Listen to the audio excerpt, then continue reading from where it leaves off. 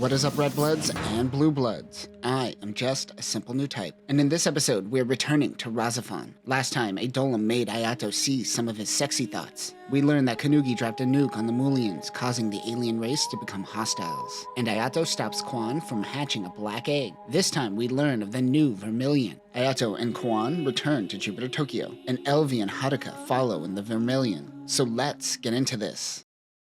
Ayato is sad. Is this about the gloves still? Or are the gloves a metaphor for being the second best in someone's life? The woman from last episode with Babin is named Helena, and she is his niece. She knows that Quan has been awakened already, and they are lying to her. This was Sayoko's doing. They draw blood from Quan, and it is blue. Haruka tells the journalist, whose name is Joji Futagami, that the Babin Institute is going to take Quan. In exchange, he tells her that her uncle once had a daughter. Rikudo is both Haruka and Megami's uncle, and Megami and Haruka are stepsisters. I don't know if I mentioned that. Being a retired archaeologist, perhaps he knows of the appearance of the girls from years back. The Alpha Squadron are testing out the new Vermillions. The Vermillion is a mass-produced Golem created by the Babin Foundation. They are able to take down enemy Golems no problem. This also has the Trans-Dimension Drive, which allows the unit to enter Jupiter Tokyo. The design is inspired by Rahxephon. LV's unit is red. Watari mean man? No, Watari like cookies. Helena doesn't refer to Ayato as an instrumentalist. LV calls Sochi a hypocrite for not wanting to use the Vermillions. He accidentally lets slip that Ayato may be a Mu. Ayato overhears the conversation and runs away. LV goes from wanting to have sex with Ayato to going, that blue blood bitch. I'm xenophobic now. He feels lost and doesn't know who he is. There's no time for feelings. A Golem alert just showed up on my pre-smartphone smartphone. Soichi suggests that he is too much of a sad boy to help out on this one. The location is an underwater city, which is a really great set piece for a fight. Too bad reality will be altered and it won't matter. The Golem is called Alternate. The Alternate are two separate Golems that are perfectly in sync with one another and can coordinate attacks. They can distort space and reflect attacks back at the enemy. They can also trap opponents in a reality field like Vivace. Although he feels he is being used by everyone outside of Tokyo, he decides to pilot Rahxephon simply because he can, and sometimes that is all that is needed. Rahxephon fires light arrows, but he has to work together with Elvi and the Vermillion. The Golem tries to capture them in a field, which shows a different reality, but Elvi blasts anyways. Elvi says, I don't like you anymore, I'm racist now. Ayato then sees Reika Mishima. She says that he has yet to attain Yoteoro, an Aztec concept that combines heart with the spirit to find a true connection to the universe. He wonders who she is. She says she is Reika, she is Ixtli, and she is Ayato.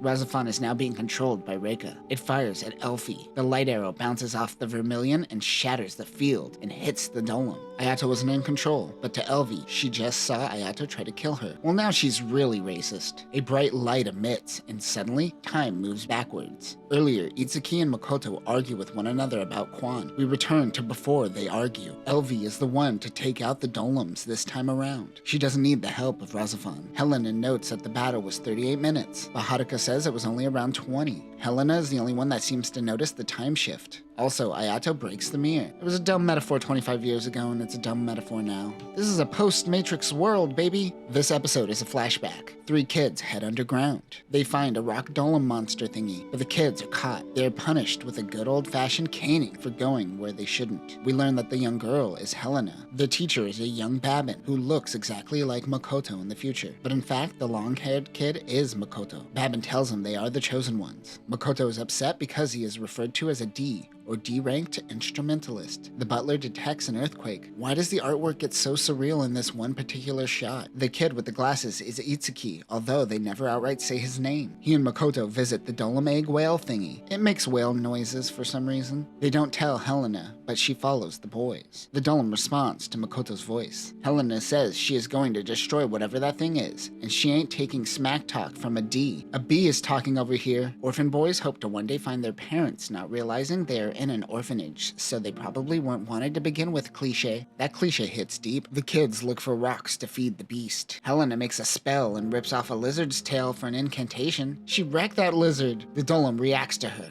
She tells the butler, who sends in men. It seems the estate has just been watching it, but now the adults must take action. The boys want to stop them. The estate's army try to destroy it. Itsuki and Makoto want to free the Dolem, but as they escape, Babin and his men surround them. They fly away, but the Dolem breaks apart. As it falls apart, we flash back to the past. We learn that Makoto is a clone. He has the same face as Babin, so take a guess. We could probably assume the teacher is a clone then. The Dolem broke apart. Also, I'm calling the pebble a Dolem, but Babin says that they can't survive outside of the mansion's bubble. Then why did you fire on it? You could have just waited. Babin cuts Makoto's hair. Back in the present, Itsuki, Makoto, and Helena meet. They wonder what they should do with Ayato. Makoto casually mentions sending him off to a concentration camp. So those exist out there. He also says Ayato can't be a mate. Oh, they have sex camps too? They're also taking Kwan to the Babin Foundation. Watch out for that cane. Megami says she isn't attending her promotion party. Ayato yells at Kanugi about hiding the fact that he is a Mullion. Watari is in the room and meets Ayato for the first time. He brings up his son, but Ayato says his son doesn't matter right now. This is what we call foreshadowing. Haruka wants to know about Rikudo's daughter. He says it is like the Bamboo Princess. This is a reference to Takatori Monogatari, a story about a baby found in bamboo who later attracted suitors. She gave them all an impossible task and was revealed to be Kaguya Hime. If you know Princess Kaguya, she comes from the moon, and like the princess,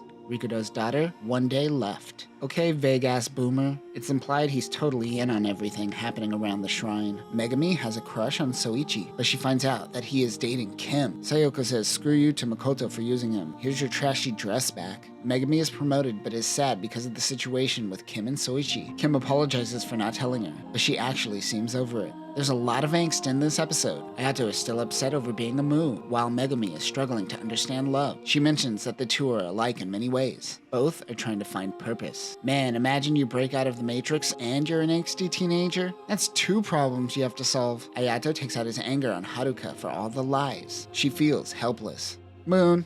Ayato returns home to find Kwan. She tells him that she is Mu as well. Itsuki isn't her real brother. She tells him to go to Jupiter Tokyo with her. He decides to return to Tokyo. After getting answers, he will decide if he will stay with the Mullions inside or return to the outside world afterwards. Haruka gives him a good old bright slap. She says you will return and is certain he won't betray her trust. Megami is trying to contact Ayato. Oh, she has a new love target. He and Kwan take off. Rikudo asks Watari if it was wise to let him leave without telling him anything. Kwan tells Ayato that the Mullions are human. Terra sends out the Alpha Squad to intercept Rahxephon. They are charging Ayato with treason. Makoto says that he is not human. Someone's lying. Haruka joins Elvi in her Vermillion. On top of a mountain is an Allegretto calling to Rahxephon. Elvi stops Hayato, but Haruka comes on the comms and tells him to keep going. The Allegretto attacks. Yo, the Vermillion did a backflip with Haruka in the storage. Her brain should be scrambled from that. Time to harmonize. They are able to break a hole through to Tokyo Jupiter. The Allegretto takes down the Vermillion and bails. Haruka and Elvi decide to use the trans-dimensional drive unit. They use the field to break through to Tokyo, but are instantly met with a Dolem. Many of these are hovering throughout the city. This is the D2 Dotum called the Metronome. Metronomes hover above Jupiter Tokyo, functioning as sentries. They may or may not be responsible for keeping the Tokyo citizens in a lucid state. The metronome is considered a dotum and are designated D2 by Terra. Ayato wakes up in a medical facility with Kwan. The staff doesn't tell him too much. Haruka and Elvi go on foot. Haruka mentions this used to be her town. While being questioned, Reika appears again. She shows Ayato what his mom is doing. Just a little voodoo magic. Elvi and Haruka wonder why the people aren't bothered by the dotums in the air. Elvi also wonders why she is pursuing Ayato. She just says he is important to her.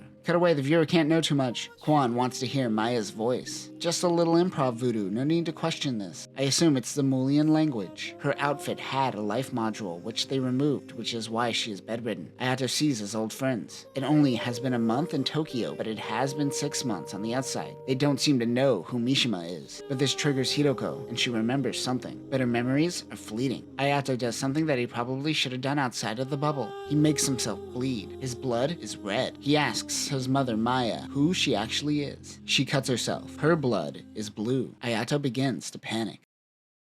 And that will do it for this episode. Mishima seems to have left the consciousness of Ayato's friends, but if you go back to episode 1, they also get confused about her until Ayato mentions her name. Just something to keep in the back of your mind. Also remember that Mullions are human to a certain extent, though we haven't painted a full picture of what a Mullion is. Next time Ayato tries to escape Jupiter Tokyo with Hiroko, he learns that she has blue blood, and she connects to a Dolem that Ayato must fight. But that will do it for now, Blue Bloods. Remember, if you are getting gaslit about your blood, maybe give yourself a little poke and find out for yourself. Peace.